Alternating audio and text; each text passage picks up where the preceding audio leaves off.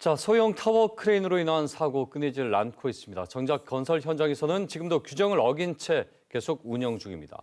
왜 시정되지 않고 있는 건지 취재 기자와 함께 대책을 짚어보겠습니다. 자, 전영석 기자 스튜디오에 나와 있어 어서 오십시오. 안녕하십니까? 자, 정 기자. 사용 자체가 불법은 아니고요. 이제 층수에 따라서 어제 리포트에 봤을 때 대략 15층 정도. 자, 여기서 이제 헷갈리는 부분이 있어요. 만약에 20층짜리 건물을 짓는다.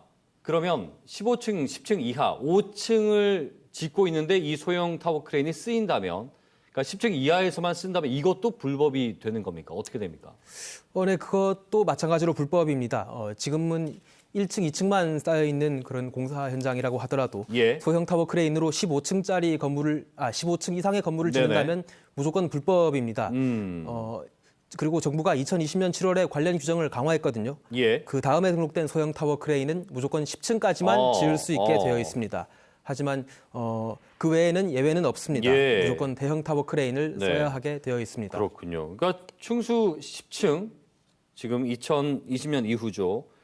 그럼 10층 이하다 하더라도 10층짜리 건물이라면 소형 타워 크레인 자체를 투입할 수가 없게 되는 거네요. 네, 맞습니다. 그렇군요. 계획서 제출된 네. 계획서에 10층이라고 되어 있으면 지금 현재 2층까지만 쌓여 있는 건물이더라도 예. 무조건 대형 타워 크레인을 써야 하는 이 상황입니다. 정확한 규정이 있네요. 네, 맞습니다. 알고 있을 테고요.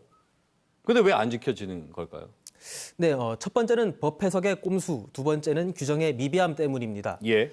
당초 정부의 취지 자체는 소형 타워 크레인의 무분별한 사용을 규제하는 거였는데요.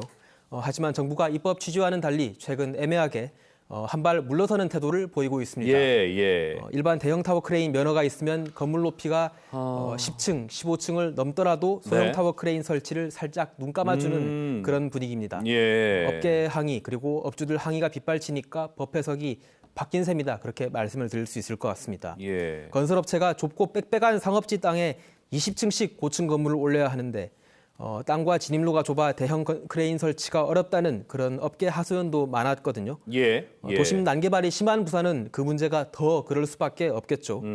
이런 걸 정부가 어느 정도 봐주는 모양새인데 엄연히 따지고 보면 불법은 불법입니다. 그렇죠. 법은 법대로 지켜져야 되고 규정이 왜 있겠습니까?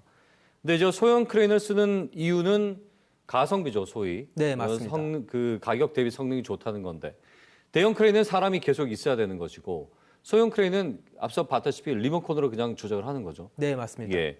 그 사실은 눈도 좀 감아주는 것 같고 악용되고 있다 이렇게 봐야 되겠군요. 네, 그렇습니다. 부산의 한 건설업체 관계자는 인건비와 시간 문제라고 표현했는데요. 예.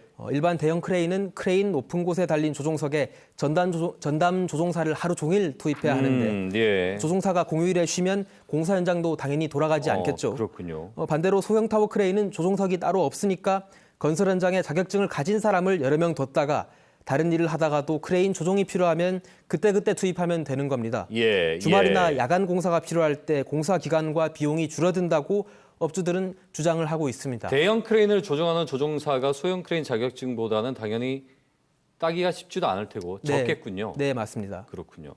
만약에 이 소형 크레인이 계속 이런 식으로 불법 또 탈법이 이어진다. 그럼 어떤 문제를 또 우리가 예상할 수 있겠습니까? 네, 먼저 좀 이렇게 방금 여쭤보신 대형 크레인과 소형 예. 크레인 차이에 대해서 살짝 설명을 드리면 네. 위에서 내려다보는 대형 타워 크레인에 비해서 밑에서 올려다보고 리모컨으로 조종하는 소형 타워 크레인은 당연히 시야 확보가 되지 않습니다. 예, 그냥 눈으로 보는 건가요? 위를 보면서? 네, 맞습니다. 예.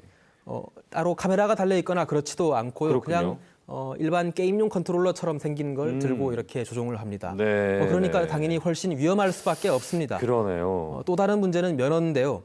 소형 타워 크레인 면허는 20시간의 교육과 시험만 통과하면 딸 수 있는데 반해서 대형 면허는 적어도 6개월은 공부해 시험을 치고 1년에서 2년가량 다른 조종사 옆에서 부사수로 일종의 수습 기간을 예. 거쳐야 합니다. 숙련도에서부터 차이가 날 수밖에 없는 거죠. 소형 타워 크레인이 뭐 드론으로 이렇게 요즘 보듯이 그런 형태가 아니군요. 네, 그렇습니다. 그런 따로 예. 영상 장치라든지 그런 건 없고 아까 말씀을 드렸던 것처럼 게임 컨트롤러처럼 이렇게 보면서 하는 그러니까 형태입니다. 충수를 낮출 수밖에 없게 되는 이제 이해가 되네요. 네. 네네. 근데 지금 처벌이 없어요. 이게 규정만 있고 처벌이 없다. 그러면 이제 처벌의 법제가 좀 진행이 돼야 될 텐데 이건 어떻게 돼가고 있습니까? 네, 지난 2020년 크레인 관련 단체가 크레인의 아까 말씀드린 높이 그리고 여러 가지 안전 장비를 기준을 지키지 않았을 때 예. 크레인을 공급하는 업체를 제재하는 그런 방안을 추진을 했었는데요. 그런 방안에 관련된 법안을 추진했었는데요. 예, 예. 하지만 업계의 반발 등으로 이게 무산이 됐었습니다. 그래서 지금은 노동자 단체에서 다시 같은 내용의 법안을 예. 추진하고 있습니다. 아, 그렇군요. 알겠습니다. 이 부분은 수고스럽겠지만 계속 좀 후속으로 지켜봐야 되겠군요. 말씀 잘 들었습니다. 고맙습니다. 고맙습니다. 네, 전형석 기자와 함께 얘기 나눠봤습니다.